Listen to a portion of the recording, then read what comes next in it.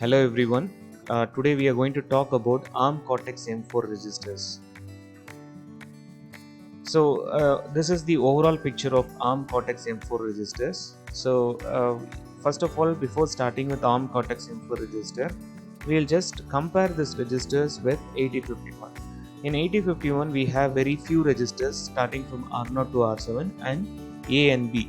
So these are the registers available in 8051. But in ARM Cortex M4 registers, we have group of registers, right? And it can also be categorized as special registers. Also, we have different group of special registers also available in M4. So here, pointing here, from R0 to R7 we call it as low level registers, and R8 to R12 we call it as high registers. So put together, from R0 to R12 we call it as general purpose registers. So what do you mean by general purpose register? So general purpose register is nothing but it holds data and address. What do you mean by data and address? Let us give an example for this. So 0x0800000244 is a address. So in this address I am allocating a value 1234567. Okay. So for this specific address, this value is assigned. The blue color is nothing but your value, and red color points that it's a memory. That is, it's an address.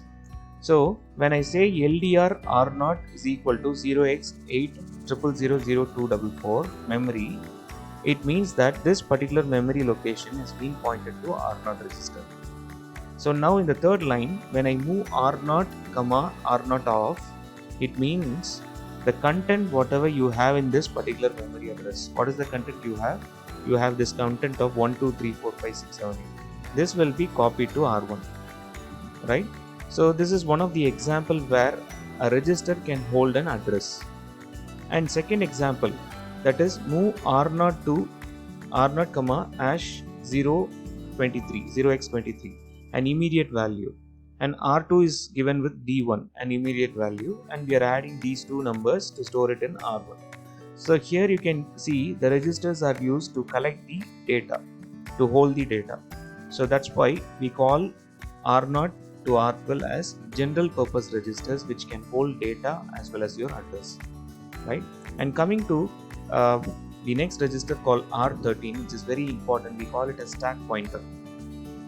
In 8051 normally we have push and pop instruction, but in ARM instructions we don't have push and pop. So normally what is stack pointer? So first free available stack locations will be pointed. So that is nothing but your stack pointer. The role of stack pointer is it will identify the free stack location and it will be pointed, right? And in stack pointer we have two different types. One is process stack pointer, the other one is main stack pointer. What is the role of main stack pointer is, it is a default stack pointer and it is selected after reset or when the processor is in the handler mode. We all know that we have a programmer's model. In programmer's model we have two different modes. One is handler mode, the other one is thread mode. So handler mode is something which has only the privileged level access, whereas in thread mode we have both privileged and unprivileged level access. In handler mode, normally it operates for all the exception handling, for all the interrupts, and in thread mode it can handle the normal programs, normal whatever the computation happens without exceptions, right? So in main stack pointer we can use the processor in handler mode. In processor stack pointer it can be only used in thread mode. And coming to the next register, which is R14. So here you can see R14 is nothing but your link register. So first let us look into a small example for better understanding of link register. So we have lot of branch instruction in ARM processor. This is one of the instruction called BL. BL means branch with link. So it is subroutine is nothing but your label. So I am just branching a link in the name of subroutine. It means when I call BL subroutine, it will come here to execute this particular piece of code which I have in subroutine. Once again, subroutine is nothing but it is a label. So if you take in 8051 assembly language, after coming to the subroutine, after executing these two pieces of code, you will be having an instruction called RET, return. So that will be used here. So what happens when I say RET, automatically the instruction, after completing these two pieces of code, it will move to this particular instruction compare.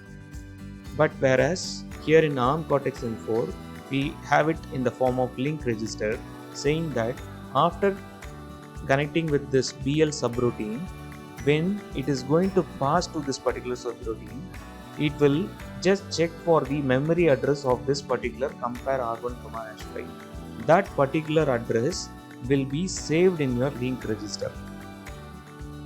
Okay, so what is the role of this particular instruction line? That is move PC, LR. It means the address which is pointing here will be copied to the program counter. So now after executing these two pieces of code, the PC will point to the compare instruction which has to be executed next. So that is the role of link register. And coming to R15, which is the last register in Cortex M4 table, which is nothing but your program counter. So which is very important, because here the program counter is a register that holds the address of the next instruction to be executed. So what is going to be the next instruction? That will be pointed only by the PC. Normally here we have two different types of instruction. One is 32-bit instruction, the other one is 16-bit instruction, thumb instruction. So normally the PC works with PC plus 4. So we'll be talking about this program counter in much more detailed way in the next coming slides. Okay, thank you.